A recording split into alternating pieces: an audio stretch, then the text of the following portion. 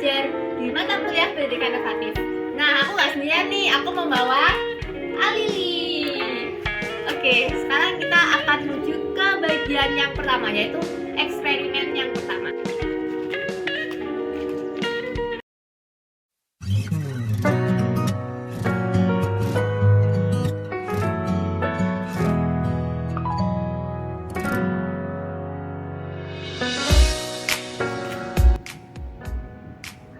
Oke guys, di sini aku akan mempraktekkan eksperimen yang berjudul Shine Bright Like a Milk. Jadi di sini aku yang membutuhkan cairan susu dan juga lampu kecil untuk mendapat penerangan dari si susu ini. Nah, sebelumnya aku butuh ruangan yang gelap dulu, jadi kita pindah dulu ke ruangan yang gelap untuk mempraktekkan eksperimen tentang cahaya ini. Oke. Sekarang saya udah di ruangan yang gelap. Di sini saya akan mencoba untuk memakai lampu dan juga cairan susu ini untuk membuat sebuah cahaya. Sudah jauh lebih terlihat bukan? Nah, terbukti ini menggunakan fenomena efek Tyndall. Pada eksperimen Shine Bright Like a Milk, di sini terjadi fenomena efek Tyndall. Fenomena ini di mana berkas cahaya dihamburkan ke berbagai arah, yang diakibatkan oleh adanya partikel-partikel kecil pada medium yang dilewati oleh cahaya.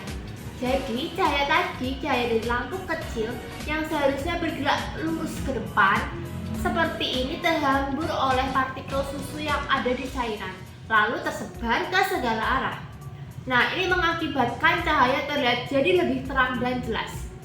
Contoh lain di kehidupan sehari-hari itu seperti ketika ada berkas cahaya matahari yang melewati udara berdebu, di mana sinarnya akan terlihat lebih jelas.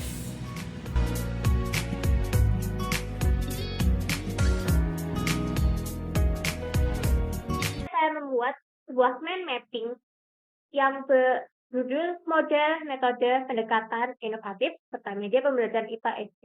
Di sini saya menjelaskan tentang model pembelajaran IPA, yaitu ada discovery learning, project based learning, cooperative learning, dan juga problem based learning.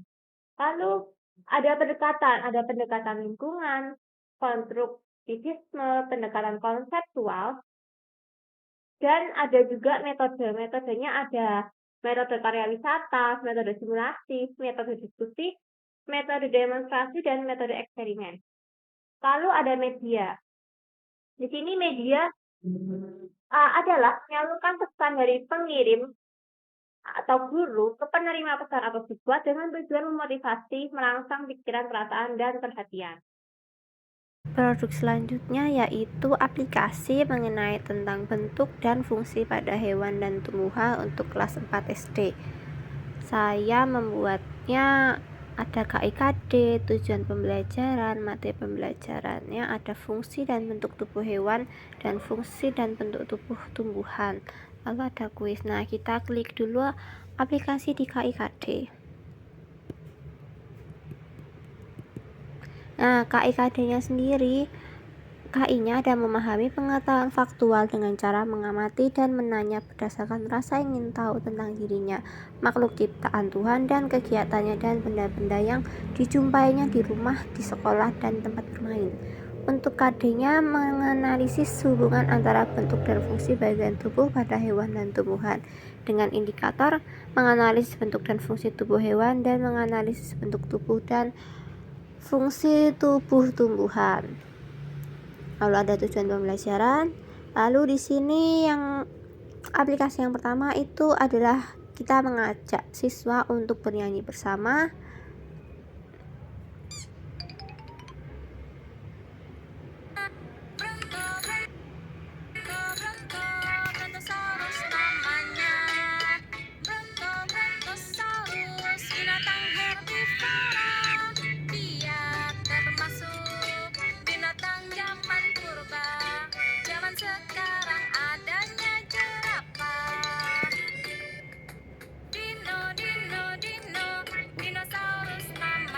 Nah, selanjutnya ada pertanyaan singkat dari video tersebut tadi yang akan dijawab oleh siswa. Lalu kita akan membahas materinya tentang bentuk dan fungsi hewan. Di sini ada hewan kupu-kupu, kelinci, kura-kura, ikan. Dan untuk bagian tumbuhannya kita akan bernyanyi kembali tentang tumbuhan.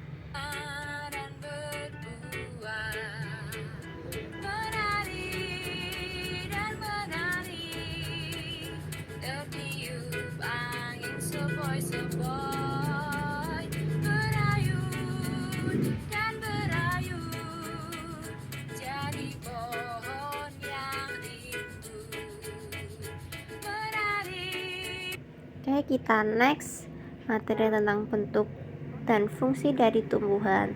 Ada bagian pohon, bagian buah, dan ada bagian dari bunga. Lalu ini masih ada penjelasan dari bagian tubuh tumbuhan. Lalu selanjutnya ada mengerjakan kuis. Nah, di sini ada 20 soal dengan waktu 30 menit.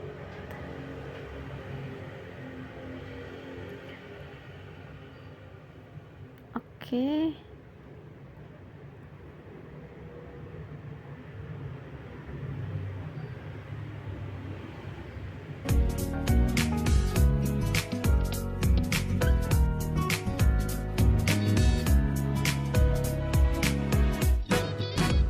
Selanjutnya adalah game Kerangka Manusia. Game Kerangka Manusia ini ditujukan untuk rancangan pembelajaran saya pada FPP. Pada permainan game ini, mereka akan mencocokkan gambar dari rangka manusia ini dengan tulisan-tulisan yang sudah tersedia. Bisa kita tarik garis ke bagian tulang dada. Tulang dada berada di sebelah kiri. Lalu ada rahang bawah, kita arahkan bentuk seperti ini.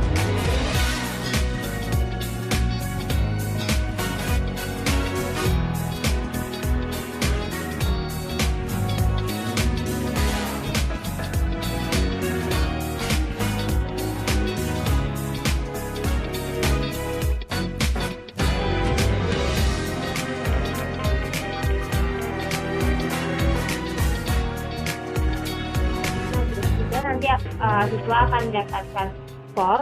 Lalu di sini kita bisa melihat jawabannya yang benar bagaimana dan jawabannya. Ya, kita bisa melihat pembenaran dari jawaban yang sudah dikerjakan oleh siswa. Lalu kita bisa memulai kembali permainan ini.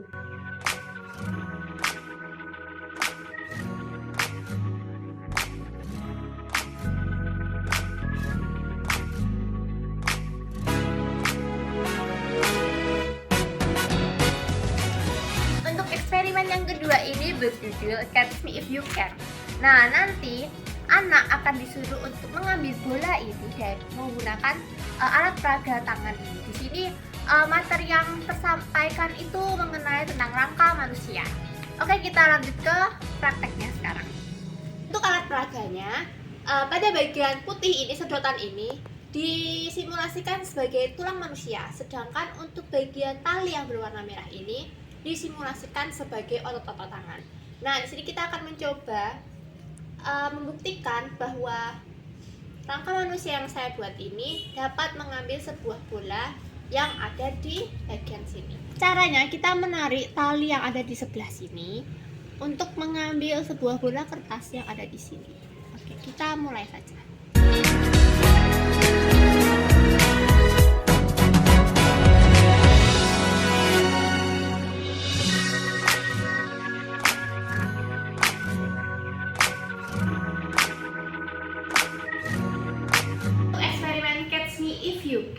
Di mana kita memperagakan sebuah sistem gerak yang terjadi di pergelangan tangan. Nah, sistem gerak itu merupakan kesatuan tubuh manusia yang membuat manusia itu biasa bergerak seperti yang dikehendaki. Dan tulang mempunyai fungsi utama sebagai alat gerak. Nah, di sini ada pada area pergelangan tangan ini terjadi ada tulang pendek yang memiliki bentuk seperti kubus yang punya panjang, lebar, dan tingginya pun hampir sama. Tulang ini dapat ditemukan di pergelangan tangan seperti contoh tadi. Nah, tulang pendek ini berfungsi untuk memberi kekuatan pada area yang memiliki pergerakan terbatas.